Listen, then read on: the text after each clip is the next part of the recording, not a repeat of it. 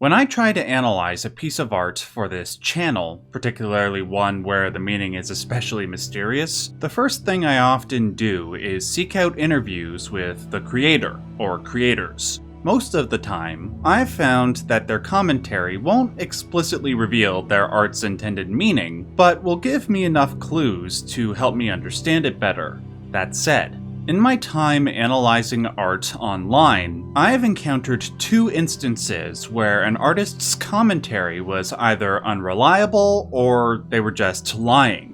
One was when I analyzed the anime Neon Genesis Evangelion. The creators of that anime said that there was no meaning behind the religious iconography, when the lore clearly demonstrates otherwise. And the second was when I learned that the creators of the game Hollow Knight were not inspired by Dark Souls.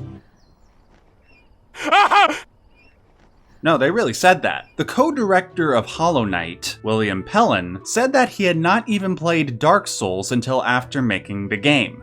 To quote a famous news anchor, I don't believe you. Now, anybody who has played Dark Souls can pick up on the similar gameplay mechanics in Hollow Knight. That stuff is obvious. The vast majority of the similarities, though, lie in the story. Tell me what game I'm describing. You play as a protagonist that is afflicted with a magical condition that makes them hollow. They explore the remains of a world that was once a thriving civilization, but has slowly succumbed to the effects of a cosmic battle between the forces of actual light and actual darkness. The downfall of that civilization is in part due to the encroaching of that darkness, but also due to the hubris of those on the side of light, thinking they can manipulate the laws of nature. Ultimately, it is up to the gamer to decide to side with the light, the dark, or something else entirely. And that's just the main plot. That's not to mention other similarities, like different factions trying to become gods, the fact that both games have a location called the Abyss, and both games have a character named White Lady. Hi, I'm White Lady. But despite all of this, is there a chance that the developers are telling the truth here? Actually, yeah. It is possible that the similarities between both games are the result of archetypal storytelling. In case you don't know what that means, archetypes are fundamental patterns that appear everywhere in storytelling. Stuff like heroes, villains, love interests, wise mentors, etc. In the case of Dark Souls and Hollow Knight, both use the most primordial, fundamental archetype as a part of their mythology: light versus darkness. It is possible that Hollow Knight innocently decided to tell a story on this basis, and the similarities between it and Dark Souls were inevitable patterns that emerged. It's the same thing that happens when you tell a story about a hero going on a journey. They tend to follow events that often appear in the hero's journey archetype, commonly attributed to Joseph Campbell. When I put aside the notion that the creators of Hollow Knight weren't inspired by Dark Souls and analyzed the story through an archetypal lens, it not only revealed a greater narrative depth than I think most fans were aware of, but also helped to explain several questions that Hollow Knight fans have been trying to answer for years. Where did the void come from, and what is its true nature? What is the light's connection to dreams? What is the true nature of the Hollow Knight as a vessel? By comparing this game to Dark Souls and other stories that use similar archetypal symbols and motifs, the answers to these and other questions reveal themselves. For the next several minutes, I want to reveal those answers, and in turn, show the remarkable intuition that the Hollow Knight developers have for great world building and storytelling. Before I do, I will warn you that there are incoming spoilers for the entirety of Hollow Knight, as well as the first Dark Souls game. If you want neither spoiled for you, bookmark this video and come back to it when you're ready. Let's go back to the very beginning of the Hollow Knight timeline. Long before the existence of the land of Hallownest, there was an ancient civilization that worshipped a magical substance known as void. From what I understand, there is a tendency within the Hollow Knight fan community to attribute everything in this game to this magical substance, and I can understand why. Because it literally is related to everything, though I am sure somebody has made this connection at some point. I have yet to see any of the prominent Hollow Knight lore commentators say what I believe the Void literally is. It's chaos matter. It's the darkness from which the universe was birthed, and there's plenty of evidence to support this notion. The Radiance describes the Void as her ancient enemy, and there's nothing more ancient than Void. Only something that is equally as ancient, which of course is Light, or in Hollow Knight's case, Light's avatar, the Radiance.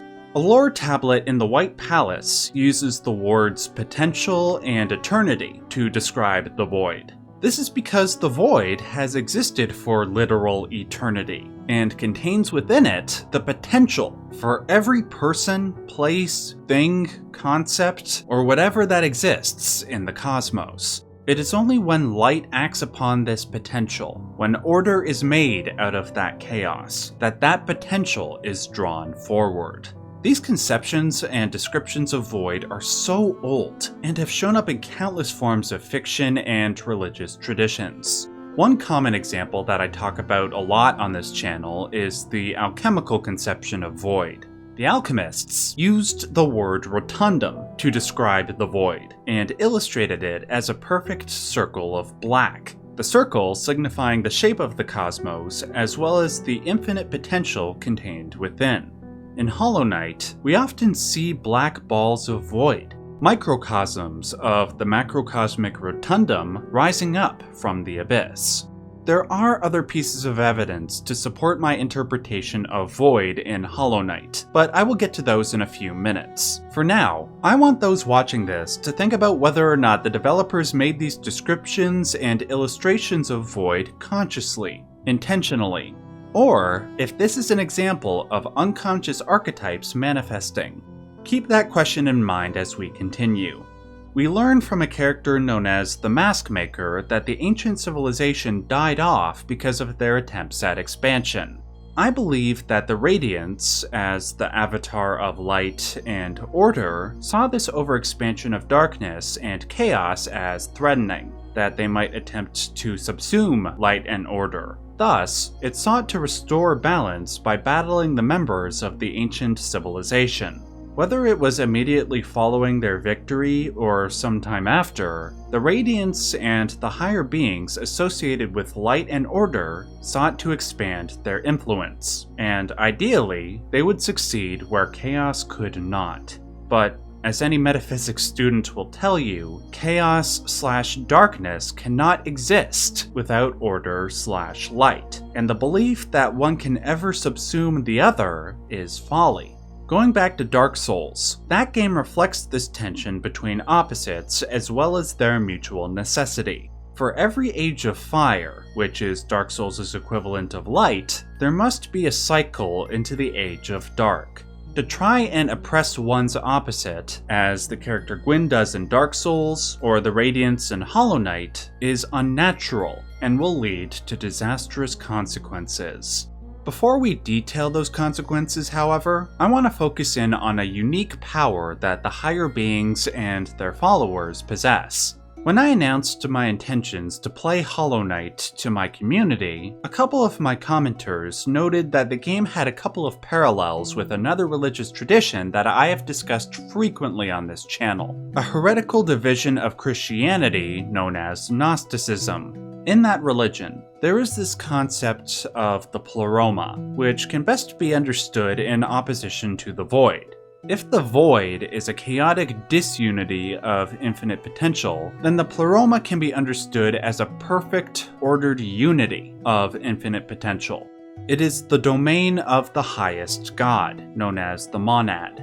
From the monad, the mental contents of God emanate outward. These mental contents then become personified in the form of lower gods, known as aeons. One such aeon, for example, was named Sophia, who was God's wisdom personified.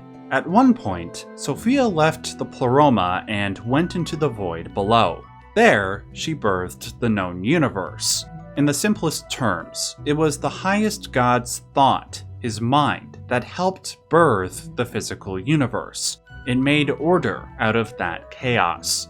The notion of thought influencing reality, or a link between mind and matter, is omnipresent, both in fiction and religious mythology, and is certainly not absent in the gaming medium.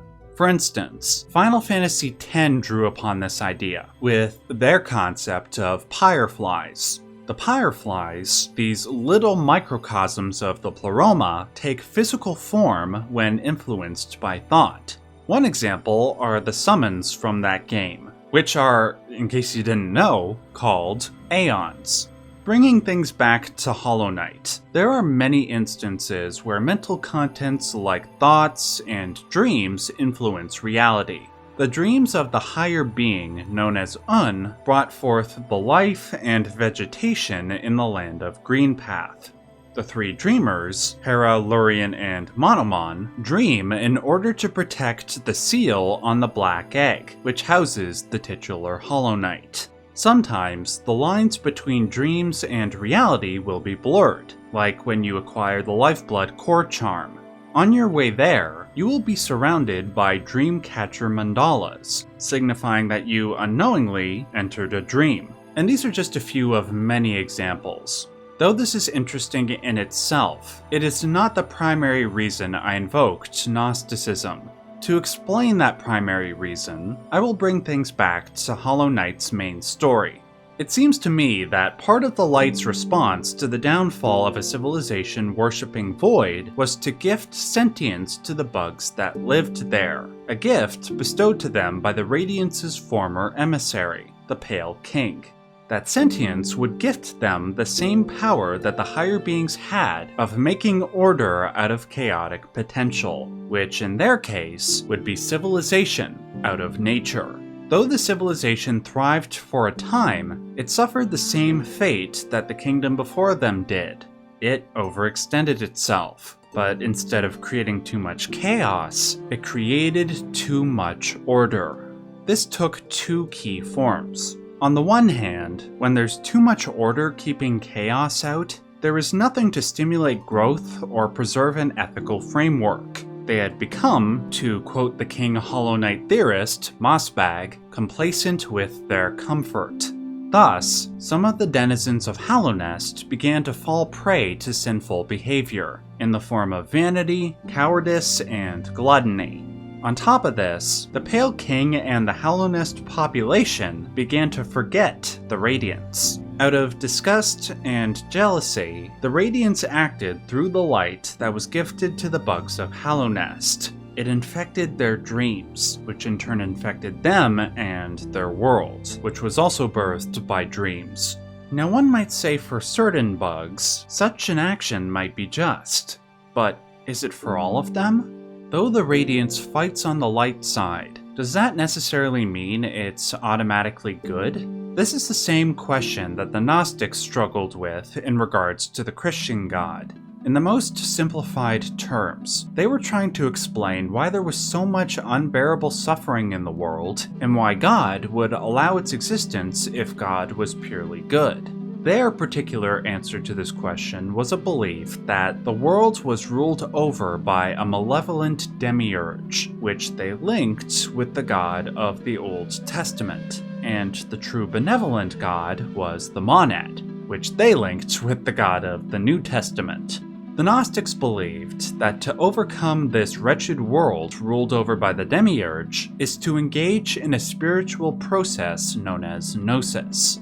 Gnosis was a sort of meditation that would grant them secret knowledge regarding the actual workings of the universe. In practicing Gnosis, one would find the kingdom of heaven within. There is a similar process at play in not just Hollow Knight, but Dark Souls and Final Fantasy X as well. One is initially led to believe that the actions of the figurative demiurges in those games, the ones who say they fight on behalf of the light, are good, and any suffering they dole out or that inadvertently results from their actions is justified.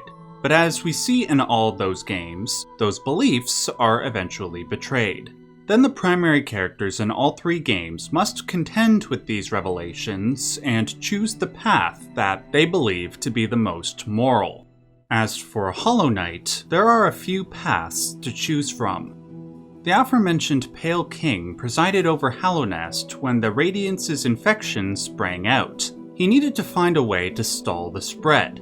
But what could be more powerful than the Radiance, who, as the God-Seekers referred to her, was the god of gods? The Pale King would need something stronger, and the only thing stronger than the greatest light or darkness would be a union of the two. Thus, the Pale King conceived of the Vessel, a being born of both God and Void, the being that would become the titular Hollow Knight. The notion of the greatest, most powerful entity being some sort of union of opposites is an archetype that extends across mythology and fiction, and is especially prominent in games like Hollow Knight and Dark Souls. But ultimate power isn't its only descriptor. Often, beings that represent unified opposites are genderless, which is a word used to describe the vessels in Hollow Knight. When you take metaphysical order, which is symbolically masculine, and metaphysical chaos, which is symbolically feminine, and combine them, they cancel each other out and produce a hermaphroditic and/or genderless being. Another descriptor of unified opposites is immortality, for when concepts like life and death are unified, you negate each other and produce something that is immortal. This is why, for example, there were many characters in the Dark Souls series looking to unify their flesh with the immortal ancient dragons. The ancient dragons existed in the Age of Ancients, which was a time before concepts like light and dark or life and death existed, as the first game's opening prologue clearly states. To unify human flesh with dragon flesh would then make you immortal. However, it should be noted, as it relates to Hollow Knight, that immortality equates to stasis or stagnation. After all, no life or death means no growth or decay. This is why, I believe, the Pale King wanted to use the vessel to house the Radiance within it. If the Radiance is in a stagnated vessel, it can't spread. We'll get to why that failed though in a moment. I just need to cite one last piece of evidence. If we accept that the Hollow Knight vessel represents this union of opposites concept, it helps to explain a couple of pieces of lore that many fans have noted seem to be contradictory. Wait, was that a pun? I think my brain just broke. As the Pale King's dialogue states, the vessel would supposedly have no mind and no will. But as certain characters state, and as we can see with our own eyes, our vessel seems to have both. These paradoxes would be justified though, if we accept that the vessel is a paradox as well. It is a union of things that shouldn't be able to be unified, and if we try to perceive that union, it is nonsensical. Before I get to the last part of this video, I just want to notify Dark Souls fans that there is a vast number of ways in which the union of opposites concept is used in that game's lore as well. If you want to see all the examples, refer to my video titled Dark Souls is one big occult metaphor and here's why, which I will link in the description box below. Let's conclude by talking about why the original Hollow Knight vessel failed. According to the White Lady, it failed because of an idea instilled, which fans interpret as a bond developing between the Pale King and the original pure vessel, the one that would become the Hollow Knight. To bond with others is the essence of life, which is antithetical to the vessel's purpose as a lifeless and deathless being. When those opposites, alongside light and dark, male and female, are off balance, then it no longer has a power greater than that of the Radiance. So the knight we play as is left with mostly undesirable choices. It can become the next vessel, but it would sacrifice its life and its chance for individuality for the greater good. That said, there's no guarantee that our knight is truly pure as well. It can theoretically submit to the Demiurgic Radiance's will, though of course that's not an available ending. Or it can defeat the Radiance by embracing chaos, which in turn just gives chaos supremacy and introduces a different kind of tyranny, albeit one just as extreme. It's a depressing state of affairs, appropriate for the game's generally dreary atmosphere and existentialist themes. Thankfully though, it's not the end of the Hollow Knight saga. Maybe with the sequel, Hollow Knight Silksong, the main character Hornet will find a way to maintain her sentience and individuality, her status as a gendered being, while also finding a way to reconcile the forces of light and darkness. I guess we'll find out when Silksong releases around the time that, I don't know, Half-Life 3 comes out. Finally, I will restate the question that I asked before. Were the creators of Hollow Knight conscious of what they were doing when they made the story for this game?